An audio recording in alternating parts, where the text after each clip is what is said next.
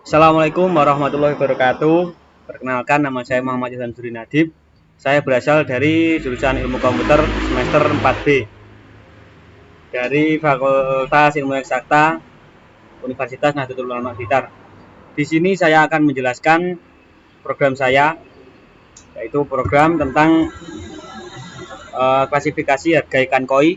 Yang program ini saya buat ditujukan untuk memenuhi tugas akhir dari mata kuliah pengolahan citra yang diampu oleh Bapak Abdul Karir Fauzan. Yang pertama, langsung saja sebelum mengawali program kita mengimportkan library terlebih dahulu agar memudahkan kita dalam menulis program. Yang pertama, saya mengimport library NumPy.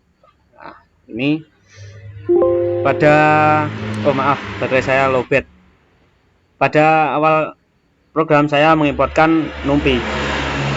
NumPy adalah library yang digunakan untuk melakukan operasi numerik dan manipulasi array multidimensi. Sedangkan yang kedua ini saya mengimportkan Pandas. Pandas adalah library yang digunakan untuk menganalisis dan manipulasi data, terutama data tabular.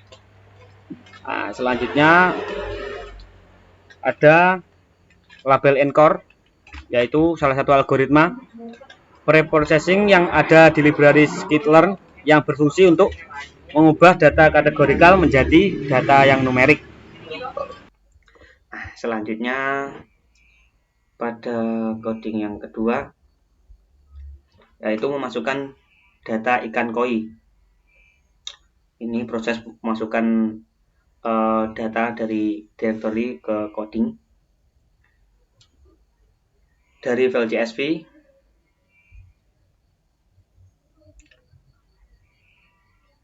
Pada baris ini PD read CSV digunakan untuk membaca file CSV dengan nama koi.csv2. Ini file yang saya gunakan, yang akan saya masukkan. Terus bagian kedua adalah mencetak 20 baris. Mencetak 20 baris pertama dari data menggunakan metode head dari data frame. Selanjutnya ini muncul hasil.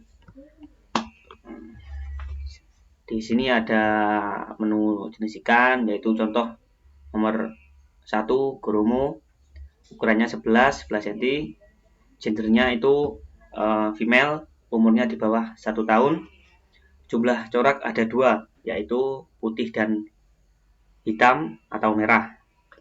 Spesifikasi itu maksudnya jenis koi ini lokal atau impor. Kalau impor ini hasilnya harganya 16.000, tempatnya di Bulusan. Ya, setelah itu Anda bisa baca sendiri, hasilnya seperti ini. Selanjutnya, poin ketiga, melihat data ikan.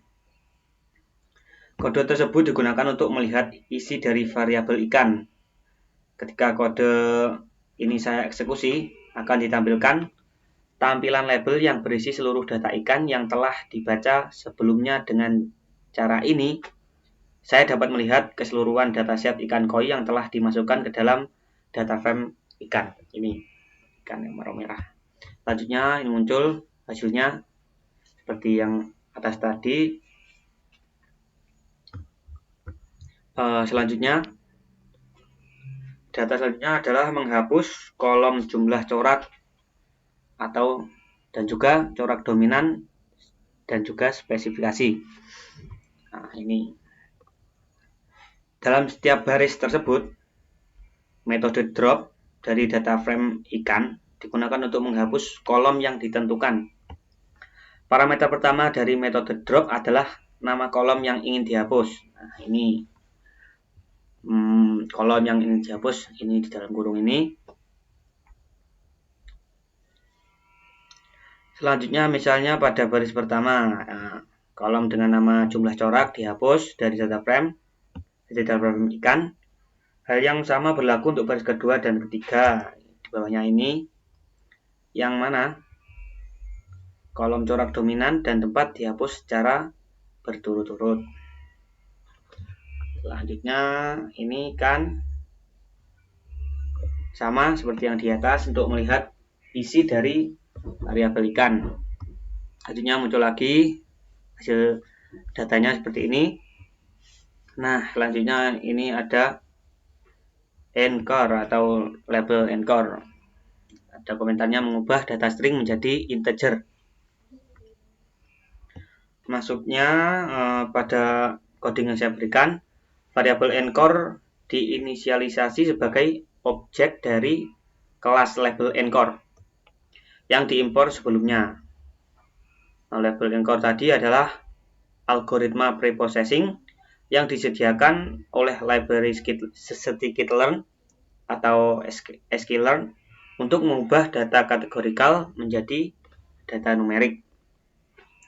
Selanjutnya ada lagi merubah data string menjadi angka.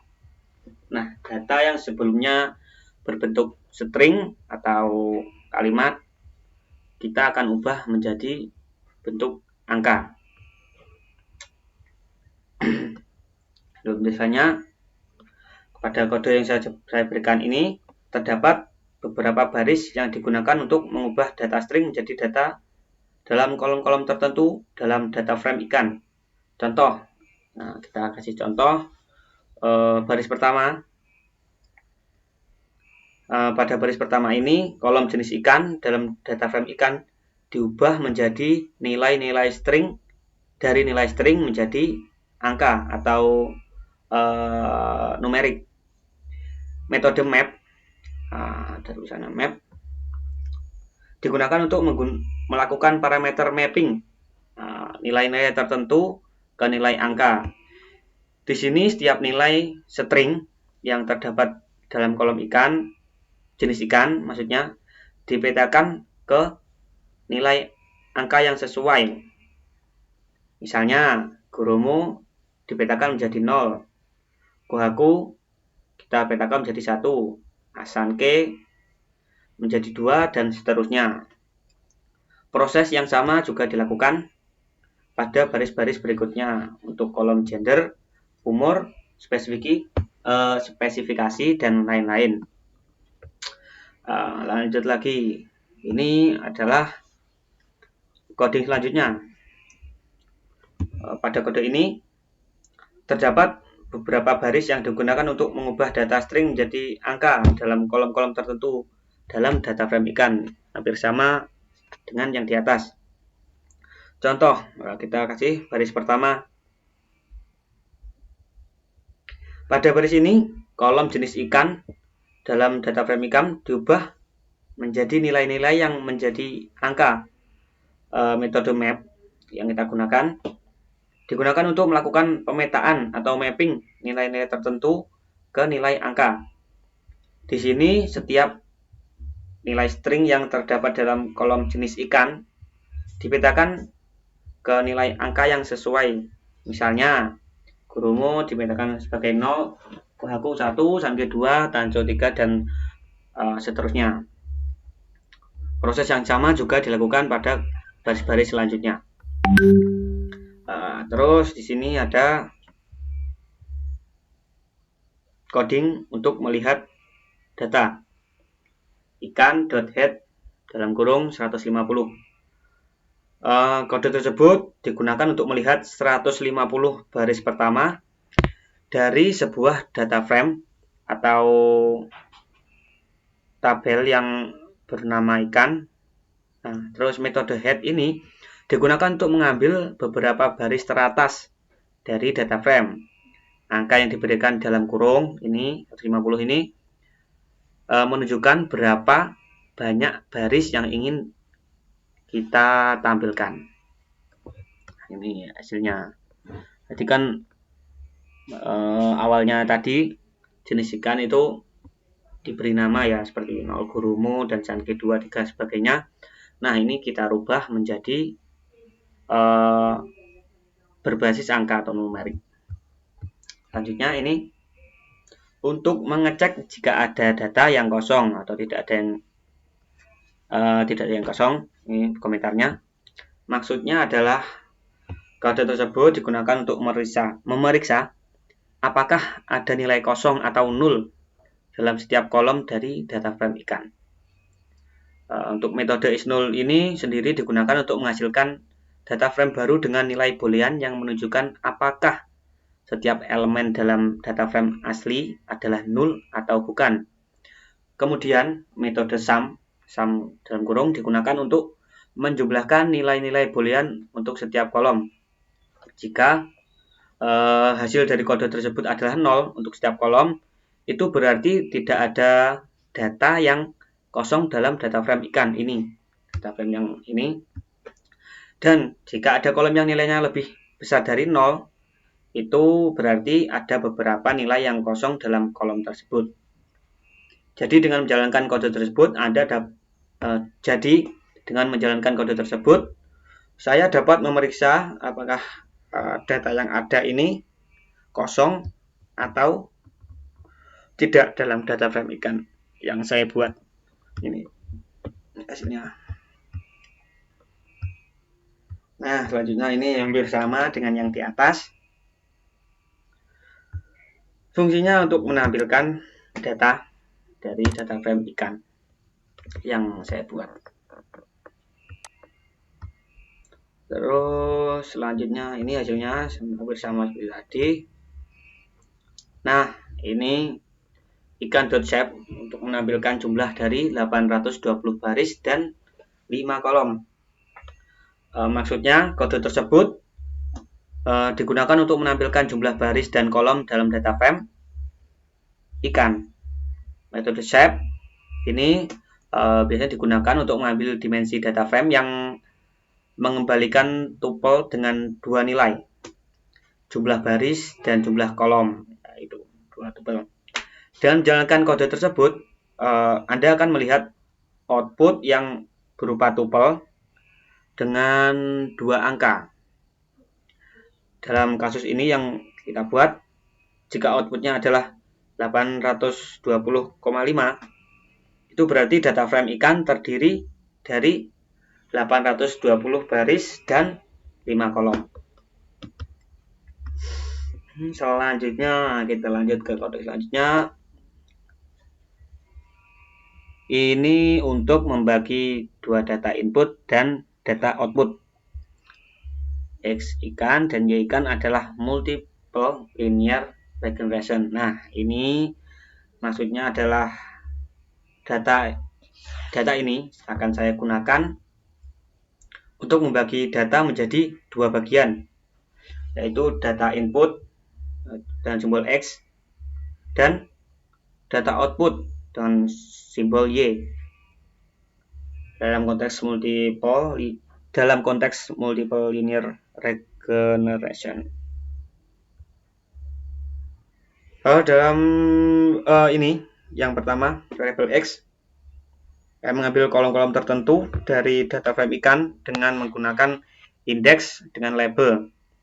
Kolom-kolom tersebut adalah jenis ikan, ukuran, gender, umur, dan spesifikasi seperti yang tertulis. Selanjutnya, dalam hal X ini akan berisi data yang diinput untuk digunakan memprediksi nilai output. Pada bagian kedua, saya membuat variabel Y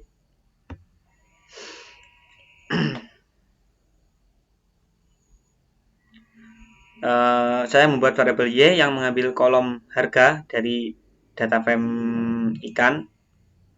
Selanjutnya, kolom ini akan berisi output yang ingin diprediksi menggunakan data input.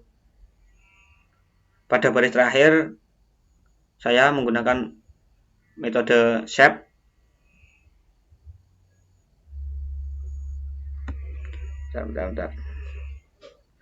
Pada baris terakhir, saya menggunakan metode shape untuk melihat dimensi dari X dan Y. Outputnya akan berupa tuple dengan dua angka, masing-masing mewakili jumlah baris, jumlah kolom dari X dan Y secara beruntun. Selanjutnya,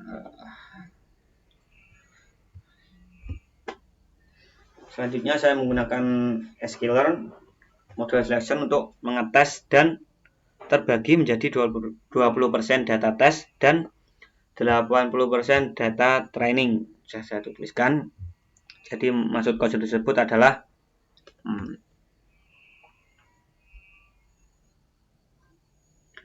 saya menggunakan train test split dari sklearn mode selection untuk membagi data menjadi data training dan data test. Ini berguna dalam memvalidasi kinerja model machine learning. Pada bagian pertama ada saya mengimport fungsi train test split dan sklearn mode selection. Pada baris kedua, saya menggunakan fungsi train test split untuk membagi data X dan Y menjadi 4 bagian, yaitu X ikan, X CV, Y ikan, dan Y CV. X adalah input yang telah saya definisikan sebelumnya di atas tadi, dan Y adalah data output yang telah saya definisikan sebelumnya. Selanjutnya ada mana tadi? Nah, ini. Di sini ada text size untuk mengukur teks yang akan kita tampilkan. Selanjutnya random state saya isi 10 adalah sebuah nilai yang digunakan untuk mengatur acak proses pemisahan data. Ya, untuk mengacak proses pemisahan data ini. Selanjutnya saya menggunakan model algoritma atau model random forest classifier dengan cara mengimportkan terlebih dahulu. Nah, ini saya mengimportkan dulu random forest classification from sklearn assembler. Maksudnya adalah saya mengimpor kelas random forest classifier dari modul sklearn assembler tadi untuk membangun model menggunakan algoritma random forest, dan dalam konteks ini klasifikasi. Pada baris pertama saya mengimpor kelas random forest classification dan sklearn assembler. Pada baris kedua saya membuat objek model dengan menggunakan kelas random forest classifier. Nah, ini classifier. Saya memberikan dua parameter saat membuat objek model. Max depth, ini saya isi 4, untuk menentukan kedalaman maksimum dari setiap pohon dalam random forest. Maksudnya pohon itu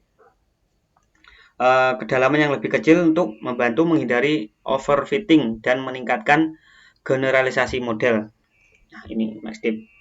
Selanjutnya saya menggunakan random state, yaitu sebuah nilai yang digunakan untuk mengatur inisialisasi acak dalam proses pembangunan model. Selanjutnya ini hasilnya random forest max. Selanjutnya saya ini menjelaskan saya akan melihat tingkat akurasi dengan sklearn metric import accuracy store.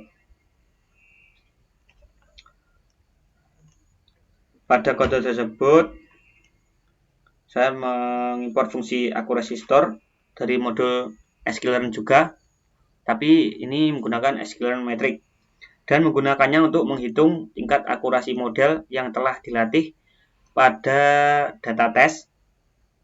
Nah, dan untuk baris pertama ini saya mengimpor fungsi accuracy score dari sklearn metric.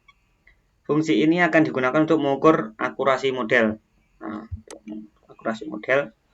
Pada baris kedua saya menggunakan model yang telah dilatih sebelumnya, yaitu di atasnya tadi, untuk melakukan prediksi pada data test XCV.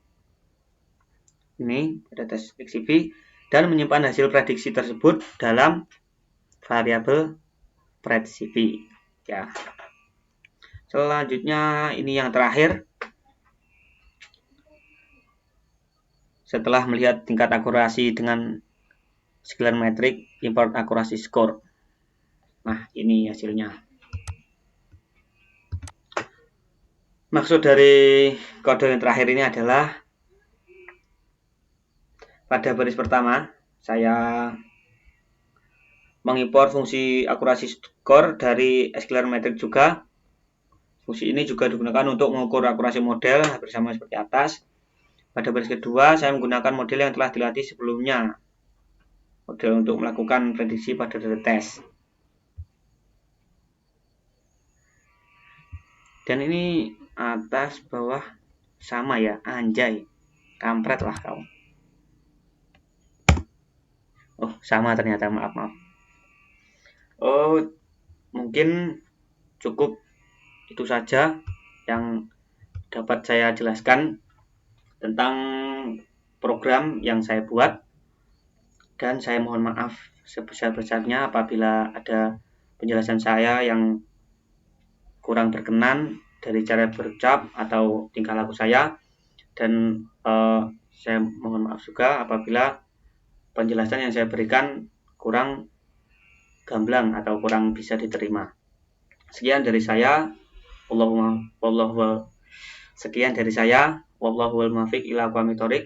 Wassalamualaikum warahmatullahi wabarakatuh.